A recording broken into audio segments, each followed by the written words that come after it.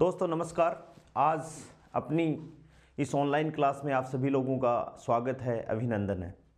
दोस्तों वैकेंसीज सारी आ गई हैं, सेकंड ग्रेड की भी आ गई है, फर्स्ट ग्रेड की अपन चालू कर ही रखी है, कॉलेज लेक्चरर की एग्ज़ाम भी दोस्तों वैकेंसीज आ गई हैं, पियोन की भी आ गई हैं, सारी वैकेंसीज आ गई हैं। किसी भी वैकेंसी को कम मत समझना, सारी वैकेंसी के आपको फॉर्म भरने ही भरने हैं और टारगेट किसी एक पर्टिकुलर को बनाना है। यदि आप फर्स्ट ग्रेड की तैयारी कर रहे हो तो केवल फर्स्ट ग्रेड की तैयारी ही करो, इधर उधर डगमगाओ मत, ठीक है। तो अब अपन अपनी क्वांटम मैकेनिक्स की क्लास चल रही थी उसमें अपन ने एक्सपेक्टेशन वैल्यू और उसके बारे में न्यूमेरिकल क्वेश्चन अपन ने कर लिए थे। आज अपन जो ऑपरेटर्स हैं क्वांटम मैकेनिक्स में, जो ऑपरेटर्स हैं उनको डिस्कस करने के लिए क्वांटम मैकेनिक्स में बराकैट नोटेशन या अपन बोल सकते हैं डिराक नोटेशन के बारे में स्टडी करेंगे और उसके बाद में अपन क्वांटम मैकेनिक्स के ऑपरेटर की बात करेंगे और पोस्टुलेट्स ऑफ क्वांटम मैकेनिक्स भी स्टडी करेंगे। तो देखिए आज अपन डिस्कस करते हैं Dirac notation property. Dirac notation property, और अपन इसको बोल सकते हैं बराकैट वेक्टर प्रॉपर्टीज।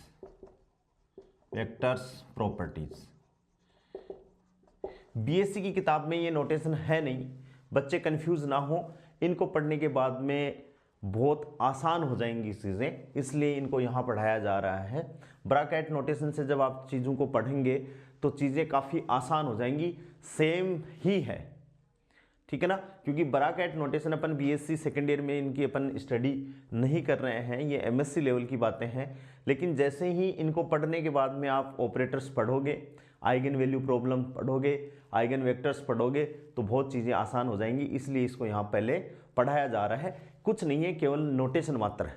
देखिए अपन बात करते हैं कि स्पेस में अपन किसी भी जैसे वेक्टर्स को अपन रिप्रेजेंट करें तो 3 डायमेंशन में वेक्टर को लिखने का तरीका अपन जानते हैं। जैसे आर पोजीशन वेक्टर को एक्स आई कैप प्लस वाई जे कैप प्लस जेड के कैप, ऐसे ही स्फेरिकल पोलर कोऑर्डिनेटों में लिख सकते हैं अपन, ऐसे ही सिलेंड्रिकल कोऑर्डिनेटों में 3 डायमेंशन पे अपन लिख सकते हैं। तो ऐसे ही किसी वेक्टर को लिखने का तरीका अपने पास में है जिसको अपन क्या कहते हैं, ब्रैकेट नोटेशन या डिराक नोटेशन प्रॉपर्टी उसे अपन कहते हैं। तो देखिए मैं एक्सप्लेन करने की कोशिश करता हूं। तो मैं लिखता हूं space vector in component form, कोई भी स्पेस वेक्टर है in component form is denoted by या इज गिवन बाई, जैसे आर कोई वेक्टर क्वांटिटी है तो अपन अभी पढ़ा है अपन ने, तो अपन क्या लिख सकते हैं, अपन एक्स आई कैप प्लस वाई जे कैप प्लस जेड के कैप, इसको अपन ऐसे लिख सकते हैं 3 डायमेंशन में। ये अपन किसकी बात कर रहे हैं, कार्टेशियन कोऑर्डिनेट सिस्टम की बात कर रहे हैं। किसकी बात कर रहे हैं, कार्टेशियन कोऑर्डिनेट सिस्टम की बात कर रहे हैं। और इसी आर को दोस्तों अपन क्या लिख सकते हैं, bracket R cap plus bracket theta cap plus bracket phi cap. तो ये कौन सा कोऑर्डिनेट सिस्टम आ जाएगा, स्फेरिकल पोलर कोऑर्डिनेट सिस्टम आ जाएगा। ये जैसे यहाँ एक्स है, यहाँ R sine theta R cap plus 1/r sine theta sine square theta del upon del theta theta cap plus 1/r square sine square theta phi cap, ये अपन ने स्फेरिकल पोलर कोऑर्डिनेट में लिख दी। यानी अपन क्या कहते हैं, स्फेरिकल कोऑर्डिनेट में इसको अपन लिख सकते हैं किसी भी, ठीक है। और ऐसे ही अपन सिलेंड्रिकल कोऑर्डिनेट में लिखें इसको, तो देखो ये एस कैप प्लस एस और ये फाई कैप, और तीसरी बात क्या जाएगी दोस्तों, जेड कैप। ये हो गया सिलेंड्रिकल कोऑर्डिनेट। यानी किसी भी कण की पोजीशन या पार्टिकल की पोजीशन को अपन 11वीं के लेवल ये है अपना स्फेरिकल पोलर कोऑर्डिनेट के हिसाब से ये, और इसके हिसाब से अपन कर सकते हैं, ठीक है। नेक्स्ट बात अपन कर रहे हैं कि इन श्रोडिंजर रिप्रेजेंटेशन, कि श्रोडिंजर की जो अपन इक्वेशन लिख रहे हैं, state is represented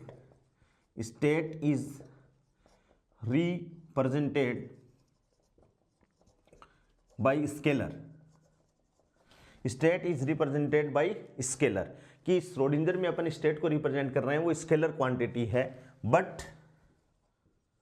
but in Dirac, यानी अपन जो ये नई नोटेशन काम में ले रहे हैं, but in Dirac state is represented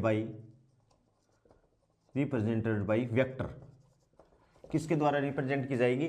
vector के द्वारा रिप्रेजेंट की जाएगी। ठीक है, नेक्स्ट बात अपन बात करते हैं कि इन डिराक रिप्रेजेंटेशन, बहुत इंपॉर्टेंट बात है, इन डिराक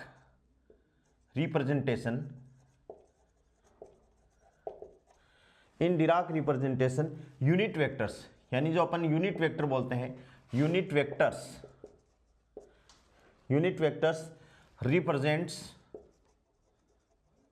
रिप्रेजेंट्स बेसिस, उनको अपन क्या कहते हैं? बेसिस। क्या कहते हैं दोस्तों? नया नाम है बेसिस। ठीक है, for a vector there may be infinite, for a vector there may be infinite number of basis, infinite number of basis vector will be basis vector। यदि कोई एक वेक्टर क्वांटिटी है तो देयर में भी इनफाइनाइट नंबर ऑफ बेसिस, कि उसके basis हैं वो इनफाइनाइट नंबर हो सकते हैं। Infinite number of basis vector will be basis vector if they satisfy the ortho normality, if they satisfy orthonormality condition। that is orthonormality condition क्या है? i cap dot i cap या j cap dot j cap बराबर तो क्या है 1, और i cap dot j cap बराबर 0, या i cap dot k cap बराबर भी क्या है दोस्तों? 0 है। तो ये तो कौन सी कंडीशन हो गई? ऑर्थो नॉर्मलाइजेशन की condition, i cap dot i cap। और ये कौन सी होगी? ऑर्थोगोनैलिटी की कंडीशन, साई स्टार साई बराबर 0, डीटो बराबर 0, और ये साई स्टार साई डीटो बराबर 1 वाली कंडीशन होगी। और इन दोनों को अपन मिलाकर अपन क्या करते हैं? ऑर्थो नॉर्मलिटी की कंडीशन। क्या कहते हैं? ऑर्थो नॉर्मलिटी की कंडीशन इसको अपन कहते हैं। ठीक है, नेक्स्ट बात अपन क्या कहें? द क्वांटम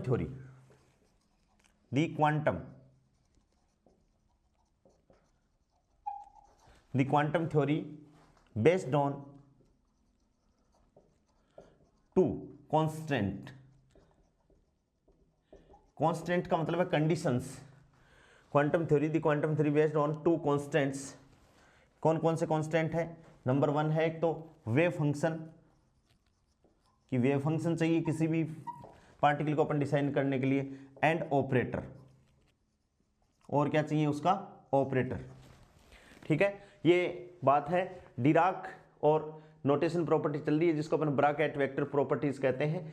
किसी भी वेक्टर को अपन रिप्रेजेंट ऐसे कर सकते हैं। श्रोडिंगर में जो अपन इक्वेशन रिप्रेजेंट कर रहे हैं वहां अपन स्केलर क्वांटिटीज के साथ में डील करते हैं, जबकि डिराक की थ्योरी में अपन वेक्टर से डिफाइन करते हैं।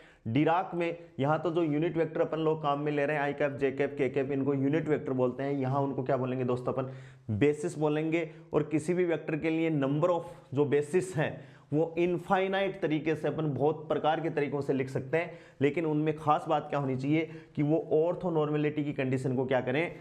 फॉलो करें। क्वांटम मैकेनिक्स में 2 प्रकार के कांस्टेंट हैं जिसकी अपन स्टडी कर रहे हैं, एक तो वेव फंक्शन है और दूसरा दोस्तों क्या है? ऑपरेटर है।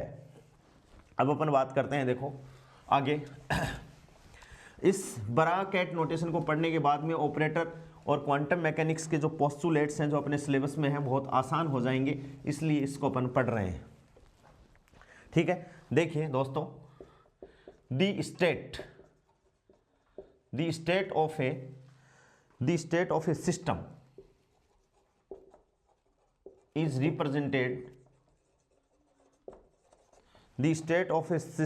Represented by it's by it's wave function, bye it's wave function. The state of a system is represented by its wave function and observables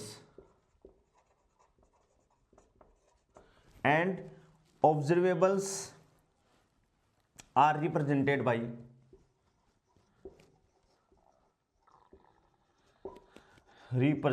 by operators. कि स्टेट को तो अपन किससे रिप्रेजेंट कर रहे हैं, वेव फंक्शन से represent कर रहे हैं, और जो ऑब्जर्वेबल है जिनको अपन को मेजर करना है उनको अपन किसके फॉर्म से रिप्रेजेंट कर रहे हैं, ऑपरेटर फॉर्म में रिप्रेजेंट कर रहे हैं. Mathematically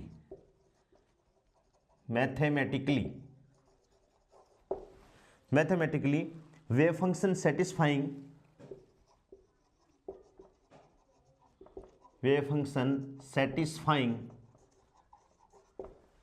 mathematically wave function satisfying the defined condition for abstract space. Abstract space का मतलब है कोई भी स्पेस जो एन डायमेंशनल स्पेस, जैसे हिल्बर्ट स्पेस अपन बोलते हैं, जैसे अभी तक तो अपन बात कर रहे हैं 3 डायमेंशनल, ऐसे ही 4 डायमेंशन मैकेनिक्स की बात करते हैं तो 4th कोऑर्डिनेट आइटा सिटी अपन लेते हैं फर्स्ट ईयर की मैकेनिक्स में. ऐसे ही जिसमें बहुत सारी डायमेंशन संभव हो, दैट इज एब्स्ट्रैक्ट स्पेस, उसको अपन क्या कहेंगे, defined condition for abstract vector. ठीक है, like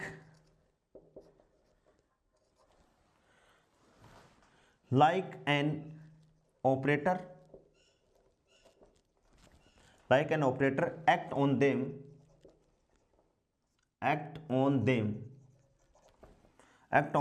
as linear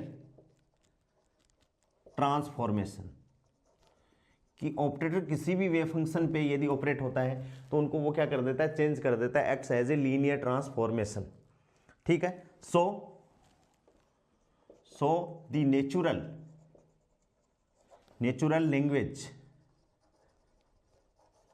natural language of quantum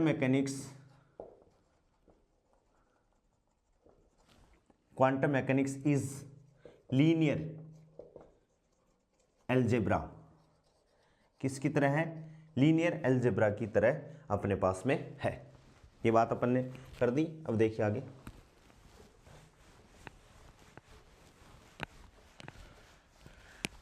हाँ, a vector in the Hilbert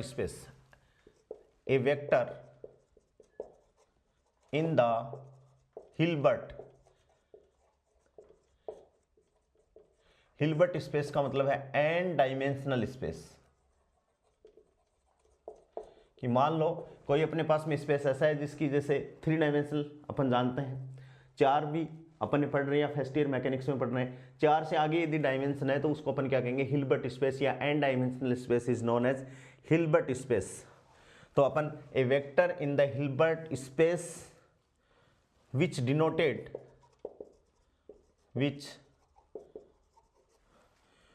denoted by wave function psi comma phi and so on. काई भी हो सकता है, आगे किसी भी प्रकार के फंक्शन को अपन डिफाइन करें तो इन डिराक नोटेशन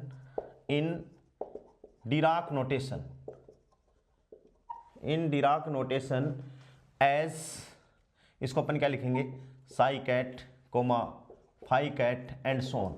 इस हिसाब से अपन इसको डिराक स्पेस में लिख सकते हैं. कहने का मतलब ये अपने पास में जो साई और फाई अपन लिख रहे हैं इनको अपन एक ब्रैकेट, अलग प्रकार का ब्रैकेट जिसने डिराक को, यदि ये ब्रैकेट इधर से इधर होता है तो इसको तो बोलेंगे कैट, और इसको भी क्या बोलेंगे, कैट. अभी अपन बात कर रहे हैं, देखो डिराक नोटेशन, यहाँ से वेरी इंपॉर्टेंट बातें हैं स्टार्ट है कि अपन क्या लिखते हैं, ब्रैकेट लिखते हैं दोस्तों.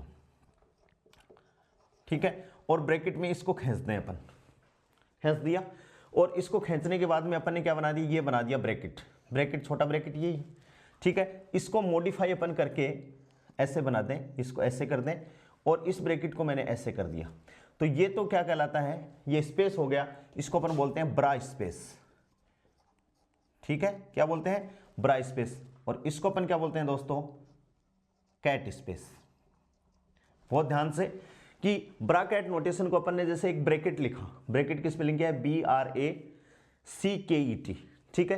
तो इसमें मैंने सी में लाइन खींच दी, जो छोटा ब्रैकेट है उसको अपन ऐसे लिखते हैं, ब्रैकेट को ऐसे लिखते हैं, इसमें मैंने सी से लाइन खींच दी, या आप ये मान लो कि ब्रैकेट को ऐसे लिखा जाता है, ठीक है, और मैंने इसको क्या कर दिया, सी को ऐसे करके लाइन काट दिया। तो एक तो मेरे पास में मेरा स्पेस क्या बन गया, ये बन गया, एक स्पेस क्या बन गया, ये बन गया। मैंने इसको मॉडिफाई करके ये जो है इसको मैंने क्या लिख दिया, ऐसे लिख दिया, ठीक है, ये लाइन ऐसी की ऐसी है, और इसको करके मैंने क्या लिख दिया, ऐसे ऐसे। तो इतने इतने को, यानी इसको तो अपन क्या कहेंगे, यहाँ से लेके यहाँ तक को क्या कहेंगे, कैट स्पेस, और यहाँ से लेके यहाँ तक को इसको अपन कहेंगे ब्रा स्पेस। या जैसे मान लो कैट स्पेस लिखना है तो ये तो कैट हो गया, और ब्रा स्पेस लिखना है तो ये क्या हो गया, ये कैट है और ये क्या है, ब्रा है। और ये किससे बने हैं दोस्तों, ब्रैकेट से बने। किससे बने हैं, ब्रैकेट से बने हैं। समझ में आ गई होगी बात। ब्रैकेट अपन लिखेंगे, लाइन खींचेंगे, ये ब्रैकेट हो गया, ये ब्रैकेट हो गया, ये इसको अपन ने ऐसे कर दिया, ये ऐसे कर दिया। ये एक स्पेस है। स्पेस का मतलब अपन मान सकते हैं कि ये एक ऐसा आकाश है जहां पर किसी भी फिजिकल क्वांटिटी को अपन डिफाइन कर सकते हैं, ठीक है। ये सिंगल क्वांटिटी भी हो सकती है, कॉम्बिनेशन ऑफ क्वांटिटी भी हो सकती है, मैट्रिक्स भी हो सकती है, ठीक है। ये भी एक सिंगल क्वांटिटी भी हो सकती है, मैट्रिक्स भी हो सकती है, कुछ भी हो सकता है। इसको अपन बोलेंगे कि यहाँ जो क्वांटिटी है उसको अपन ब्रा स्पेस में डिफाइन कर रहे हैं। जैसे हिल्बर्ट स्पेस है वैसे ये स्पेस है, यहाँ पर क्वांटिटी आ जाएगी। ऐसे ये कौन सा स्पेस है, इसको कैट स्पेस अपन नाम दे देते हैं। और ये जो दोस्तों नोटेशन जो अपन यूज में ले रहे हैं, इसको डिराक साहब ने इनको क्या कह दिया, ब्रैकेट नोटेशन कह दिया। बहुत सिंपल है, ये बात आप समझ जाओगे तो बहुत आसान हो जाएंगी चीजें। अब मैं आपको एक चीज और बता देता हूं कि जैसे मान लो ये है, मैंने अभी आपको बताया कि ये मैट्रिक्स में है, जैसे ये अल्फा 1, अल्फा 2, अल्फा 3 एंड सोन, ये मैंने कैट स्पेस में डिफाइन कर दिया। तो इसका ब्रा स्पेस क्या आ जाएगा, इसका ब्रा स्पेस क्या आ जाएगा कि ये जो पंक्ति है ये किस में कन्वर्ट हो जाएगी, कॉलम में कन्वर्ट हो जाएगी दोस्तों। किस में कन्वर्ट हो जाएगी, यानी कैट स्पेस का कॉम्प्लेक्स कॉन्जुगेट क्या कहलाता है, ब्रा स्पेस कहलाता है।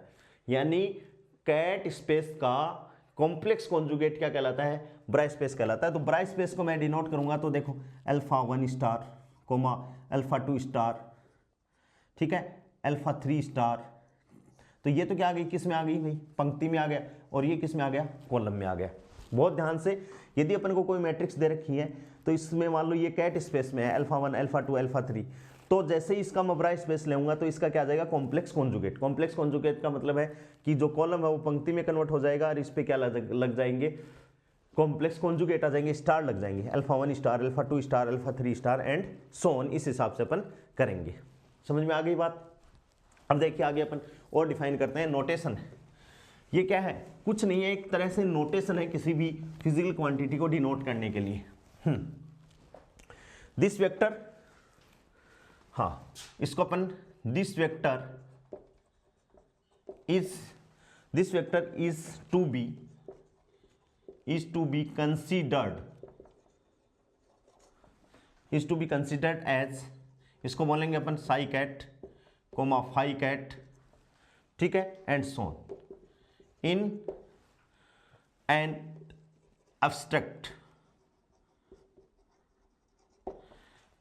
abstract लीनियर स्पेस,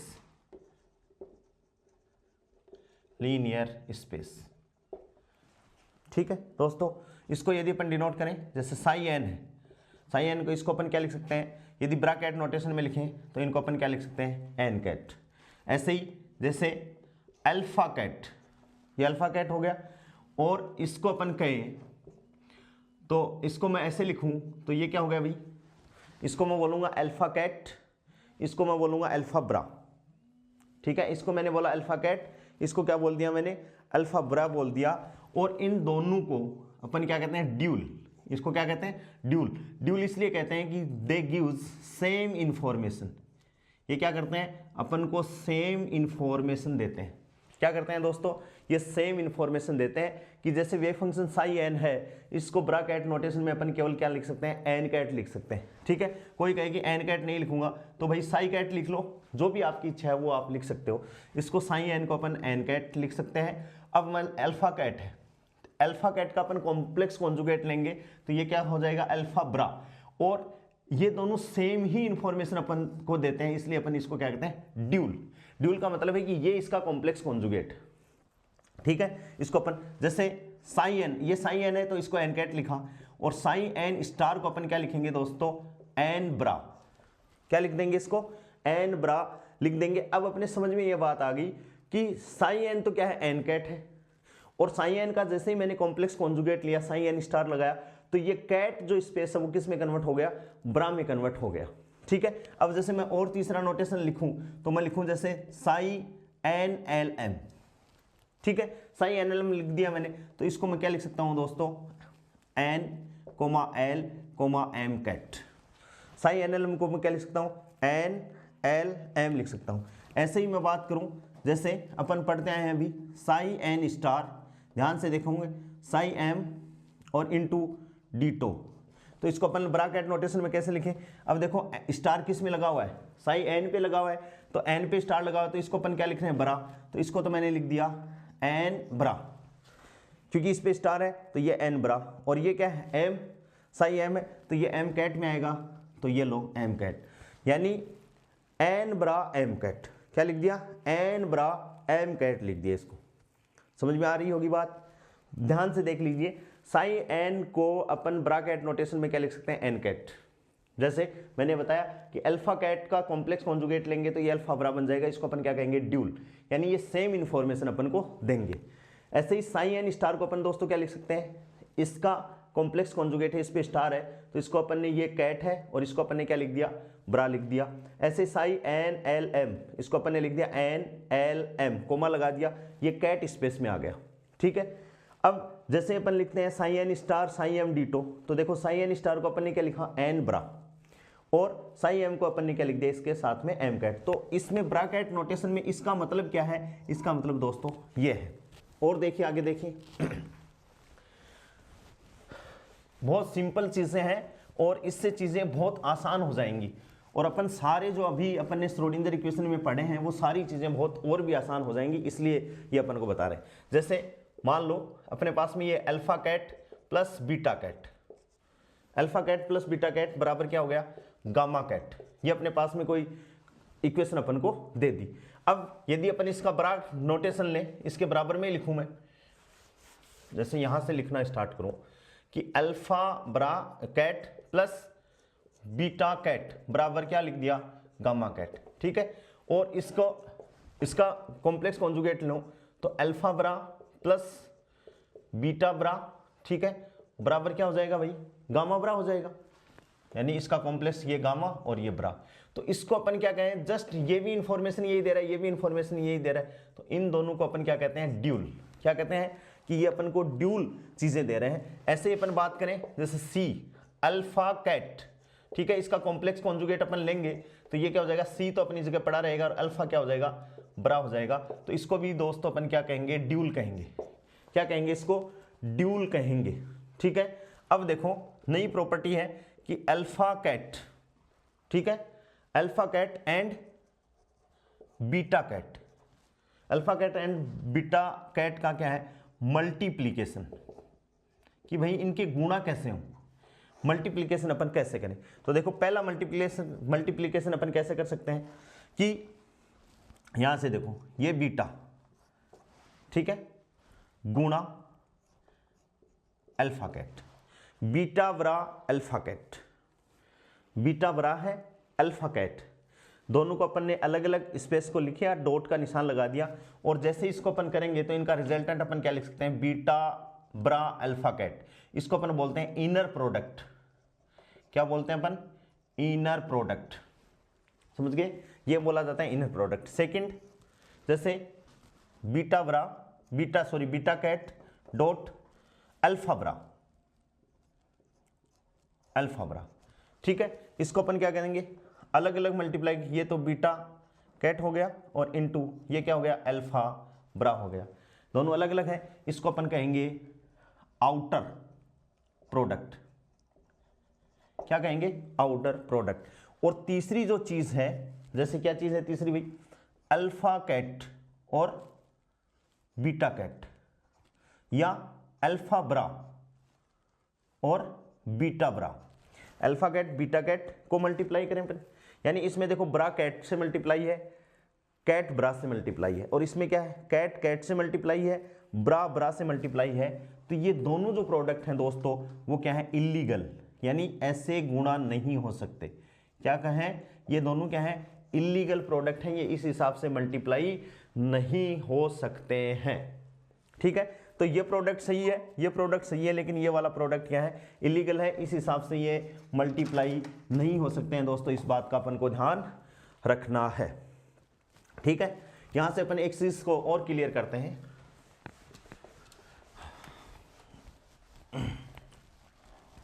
समझ में आ रही होंगी बातें ये, जैसे और देखो स्टार में मैं लगा दूं कि ये बीटा ब्रा ब्रा है डॉट, यहां से अल्फा कैट है, ये ब्रैकेट में दोनों मल्टीप्लाई में है, इनको अपन क्या लिख सकते हैं, बीटा ब्रा अल्फा कैट। क्या लिख सकते हैं, बीटा ब्रा अल्फा कैट। ऐसे ही अल्फा कैट मल्टीप्लाई, ठीक है, और अपन ने लिख दिया बीटा ब्रा। ठीक है, तो इसको अपन क्या लिख सकते हैं भाई, अल्फा कैट बीटा ब्रा। ठीक है, इन दोनों को देखने से अपन को क्या पता चल रहा है कि अपन ऐसा भी लिख सकते हैं कि अल्फा ब्रा बीटा कैट बराबर क्या हो जाएगा, बीटा ब्रा अल्फा कैट का कॉम्प्लेक्स कॉन्जुगेट। क्या कर सकते हैं अपन, कॉम्प्लेक्स कॉन्जुगेट को यूज में ले सकते हैं। ठीक है, कॉम्प्लेक्स कॉन्जुगेट अपन ने कर दिया। जैसे अपन एक क्वेश्चन कर रहे हैं दोस्तों, इससे अपन को समझ में आ जाएगी कि ए अपन को दे रखा है, ए कैट अपन को दे रखा है, ऐसे कोई कॉलम दे दिया 2 3 आइटा और 5 + 2 आइटा। ठीक है,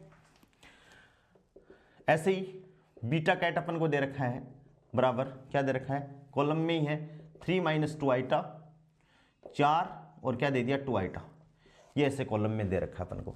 ठीक है, और अपन को क्या करना है, ए ब्रा बीटा कैट या ए बी, ये बी मान लो, ए बी ये अपन को निकालना है।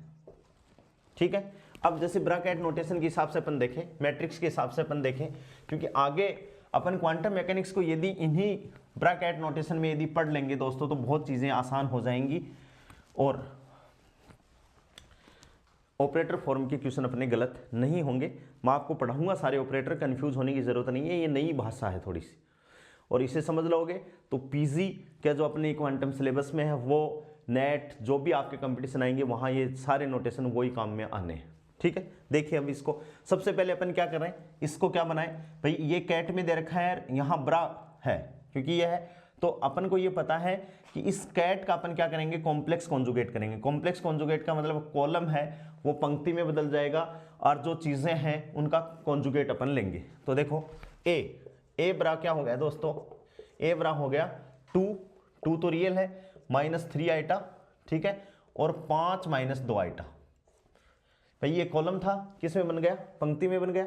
ठीक है, और बीटा अपने पास में है ही है।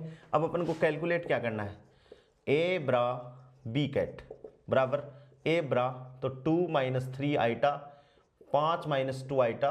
ठीक है, और ये कॉलम क्या हो गया दोस्तों, 3 - 2 आइटा। इसको अपन प्रूव भी कर सकते हैं, इसको अभी अपन इसको प्रूव भी कर सकते हैं इस क्वेश्चन के माध्यम से। ठीक है, ये तो ऐसा कैसा है। अब इसको सोल्व करने का तरीका क्या है, इसको और ऐसे अपन मल्टीप्लाई करें तो देखो 2 किसके साथ में मल्टीप्लाई है, 2 3 - 2 आइटा। ठीक है, प्लस का निशान आता है, 3 आइटा माइनस का 3 आइटा × 4। भाई ये इससे मल्टीप्लाई, ये ऐसे, ये ऐसे, ये इससे मल्टीप्लाई, ये इससे मल्टीप्लाई, प्लस का निशान ये इससे मल्टीप्लाई, प्लस 5 - 2 आइटा और इंटू कितना हो गया 2 आइटा।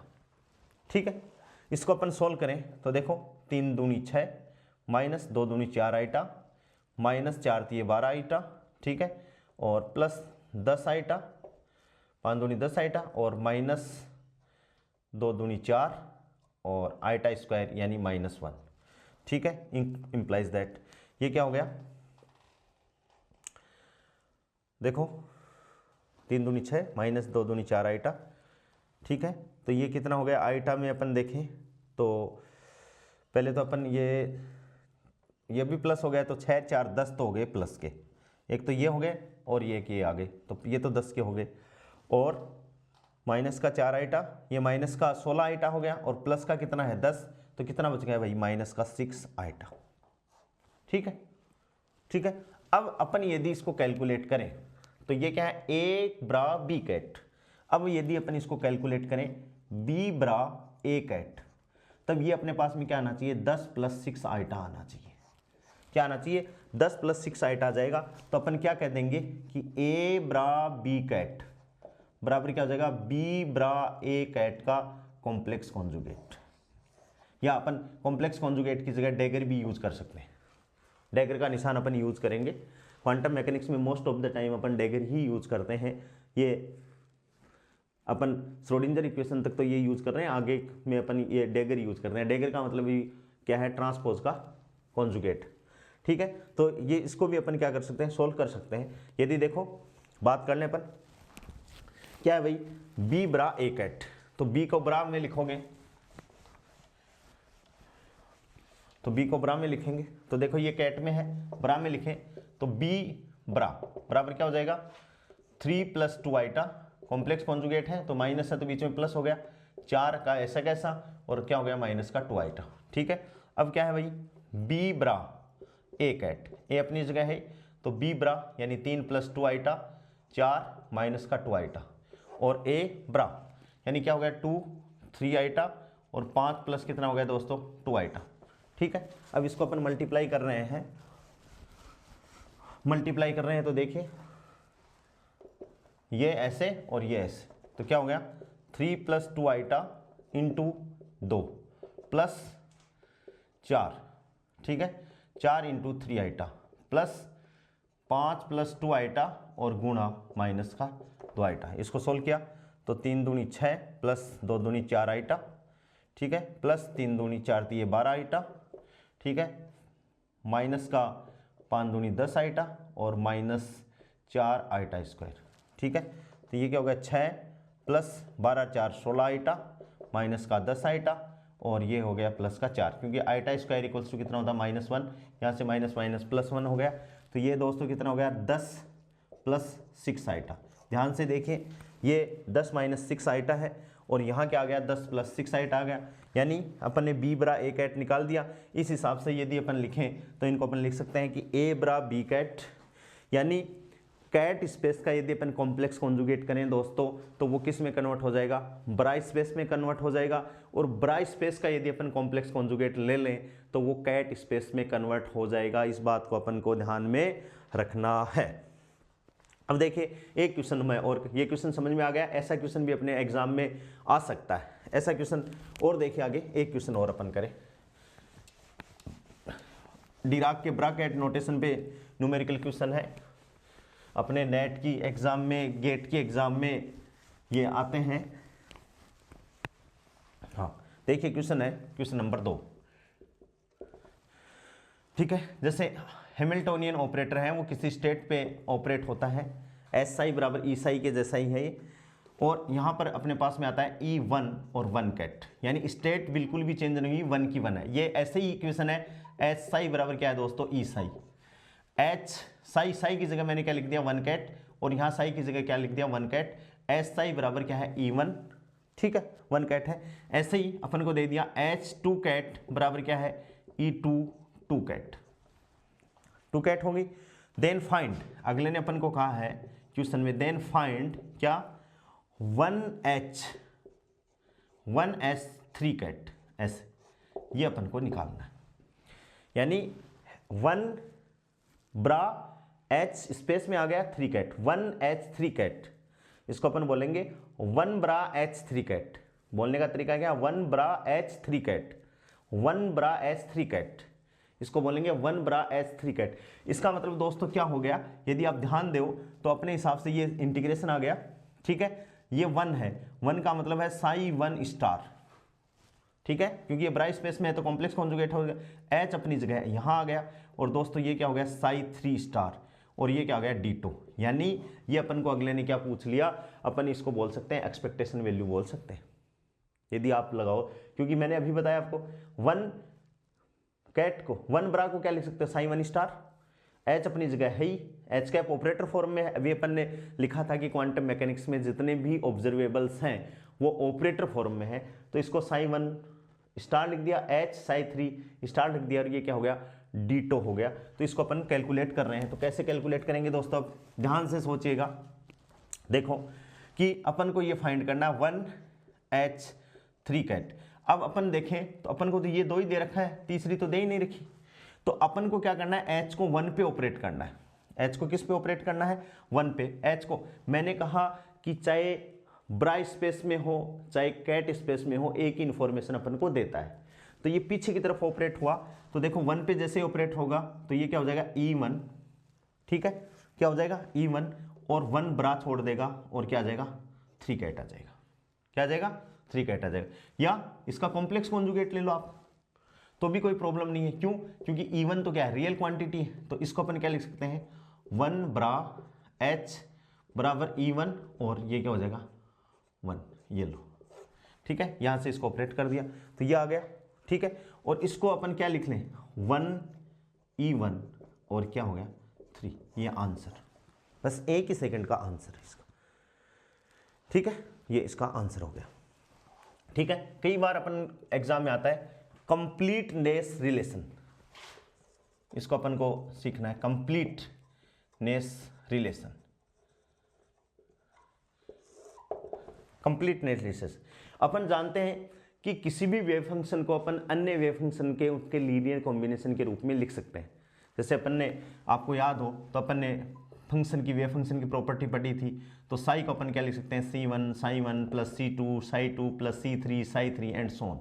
तो वैसे ही इसको मैं एक साथ लिख रहा हूँ, क्या लिख रहा हूँ, चूंकि साई कैट, कैट स्पेस की बात कर रहे हैं, n बराबर 1 से अनंत, और Cn और इंटू n कैट, क्या लिख दिया अपन ने, ये लिख दिया इसको n cat, Cn into n cat.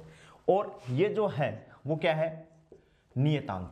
इसको अपन ने लिखने का तरीका क्या है, समेसन n बराबर 1 टू अनंत, ठीक है। n कैट अपनी जगह पड़ा है, और Cn को अपन क्या लिख सकते हैं ऑपरेटर फॉर्म में, n ब्रा साई कैट। ये Cn है, ये अपन ने क्या लिखा है दोस्तों, Cn लिखा है, n ब्रा साई कैट, क्या लिखा अपन ने, n ब्रा साई कैट। और इसको अपन कैसे लिख सकते हैं, इस पूरे रिलेशन को, n बराबर 1 टू अनंत n कैट n ब्रा, ठीक है। यानी साई कैट बराबर क्या है, n कैट n ब्रा, और इसको मैंने एक ब्रैकेट में लिख दिया, और ये क्या हो गया दोस्तों, साई कैट। यानी साई कैट अपनी जगह आ गया, साई कैट का साई कैट है।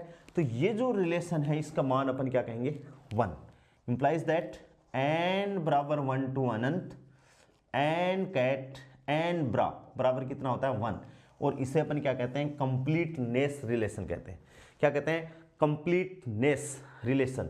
बहुत बार पूछा जाता है परीक्षा में, बहुत बार पूछा जाता है। और ये है क्या एक्चुअल में, ये है क्या दोस्तों, इंटीग्रेशन, ठीक है, साई n स्टार और साई n, ये अपना जो ऑर्थोनॉर्मेलिटी की कंडीशन है वही है, और डीटो बराबर कितना है 1। और यही अपन पढ़ते हैं कि किसी भी कण के स्पेस में पाए जाने की प्रायिकता कितनी होती है, 1 होती है, और यही चीज़ ये बोल रहा है। यानी इसको अपन लिखें तो n बराबर 1 टू अनंत, कंप्लीटनेस का मतलब पूरे स्पेस के लिए, ये स्टार में है तो n ब्रा, क्या हो गया n ब्रा, और ये स्टार में नहीं है तो इसको क्या लिख दिया अपन ने, n कैट, और इक्वल्स टू कितना हो गया 1 हो गया। तो ये रिलेशन अपन को लेना है, यानी अपन को कंफ्यूज होने की बिल्कुल भी जरूरत नहीं है। और यदि ये सीख जाएंगे तो बहुत चीज़ें आसान हो जाएंगी। अब कोई कहे कि सर ये पीछे की तरफ ऑपरेट कैसे हुआ, देखो क्योंकि ये चीज़ अपन को दे रखी है अगले ने, ये इस क्वेश्चन में देखो। अब ये जैसे मान लो 3 पे ऑपरेट होता तो 3 की तो कोई स्टेप ही नहीं दे रखी अपन को, तो ये पीछे भी ऑपरेट हो सकता है, ये बात अपन को ध्यान में। या आपको ऐसी समस्या लग रही है तो इसका कॉम्प्लेक्स कॉन्जुगेट ले लो, कॉम्प्लेक्स कॉन्जुगेट ले लो, तो ये बन जाएगा। और मैंने अभी ड्यूल लिखा है, ड्यूल का मतलब है कि एक ही चीज़ अपन को 2 इन्फॉर्मेशन देती है, या एक इन्फॉर्मेशन के लिए अपन एक क्वांटिटी को कैट नोटेशन में भी डिफाइन कर सकते हैं और ब्रा नोटेशन में भी अपन डिफाइन कर सकते हैं। इसलिए अपन को एक इन्फॉर्मेशन दे रखी है, और ये ब्रा कैट नोटेशन अपने सारी जगह का, हार्मोनिक ऑसिलेटर की प्रॉब्लम अपन करेंगे दोस्तों, वहाँ काम में आएगा, ठीक है। और कहाँ काम में आएगा, अपने क्वांटम मैकेनिक्स में ऑपरेटर फॉर्म करेंगे वहाँ काम में आएगा, कम्यूटेशन में काम में आ सकता है, एरनफेस्ट थ्योरम में काम में आएगा, यानी सारी जगह अपने काम में ये आएगा। इसलिए मैंने इसको पढ़ाया है। बहुत से बच्चे बेचारे जानते नहीं हैं कि ब्रा कैट नोटेशन को अपन किस हिसाब से करें, इसलिए मैंने ये चीज़ पढ़ाई है। बीएससी की किताब में ये चीज़ नहीं है, इसलिए आप कन्फ्यूज़ नहीं हो कि सर ये क्या पढ़ा दिया। ये क्या है, ब्रैकेट नोटेशन है, इससे चीज़ें आसान हो जाएंगी। मैं आपको साथ साथ में ये करके बताऊंगा, बहुत आसान चीज़ें हो जाएंगी। ठीक है, अब देखिए कुछ प्रॉपर्टीज़ हैं दोस्तों, ब्रैकेट नोटेशन की कुछ प्रॉपर्टीज़ हैं जो अपन को ध्यान में रखनी है। हाँ,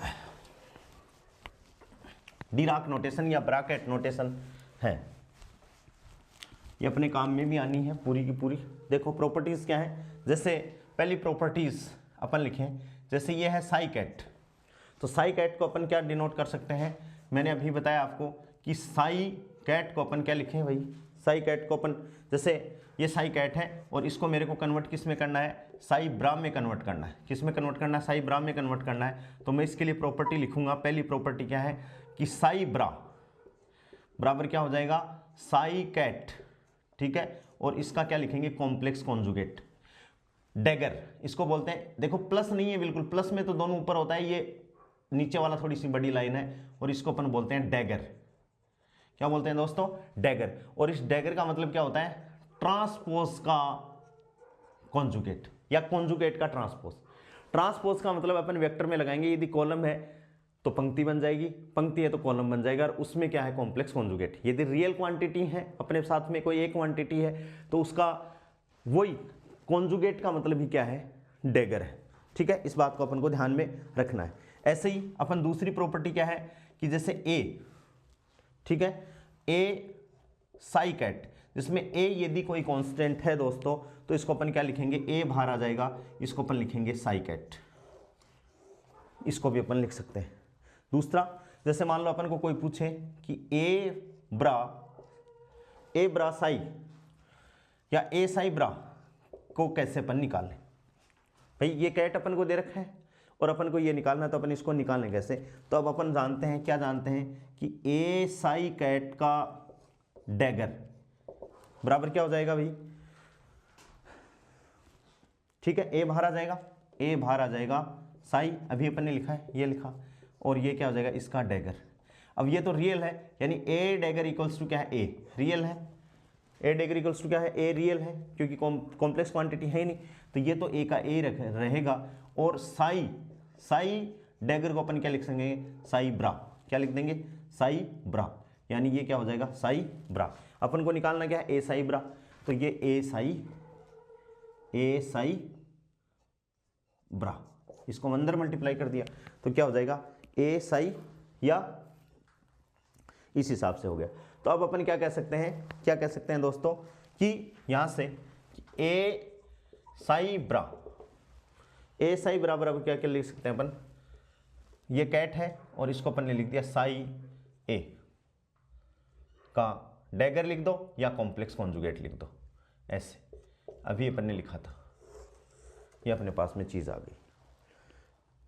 ठीक है, ए साई कैट को ब्रा स्पेस में अपन ऐसे लिख सकते हैं, या इसको अपन ऐसे निकाल दें, यदि आपको है भाई इसका तो ये हो गया, तो इसको अपन ऐसे लिख सकते हैं।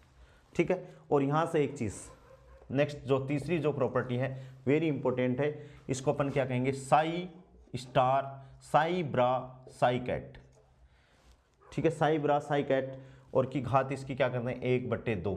तो इसको अपन दोस्तों क्या कहते हैं, नॉर्म, क्या कहते हैं, नॉर्म, और दूसरा नाम है इसका लेंथ, नॉर्म और लेंथ ऑफ वेक्टर, परिमाण। साई ब्रा साई कैट यदि ऑर्थो नॉर्मलाइजेशन की कंडीशन को फॉलो करता है तो 1 हो जाएगा। ठीक है, और ये दोनों सेम क्वांटिटी हैं भाई, साई ब्रा साई कैट है, और यदि फाई ब्रा साई कैट हो जाए, क्या हो जाए, अलग अलग हो जाए, तो इसको अपन क्या कहेंगे, projection of one vector, projection of one vector along the direction of other vector, along the direction of other vector, along the direction of other vector। ठीक है दोस्तों, ये अपन पढ़ते हैं, जैसे कैसे कि ए कोई वेक्टर है, बी कोई दूसरा वेक्टर है, और दोनों के बीच में कोण कोई थीटा कोई कोण है, तो इसका डॉट प्रोडक्ट अपन क्या लिखते हैं, A dot B equals to क्या है, ए बी कोस थीटा। तो ये बी cos थीटा को अपन क्या कह सकते हैं कि प्रोजेक्शन है किस पे, ए पे। बी cos थीटा क्या है, बी का प्रोजेक्शन किस पे, ए पे अपन कह सकते हैं।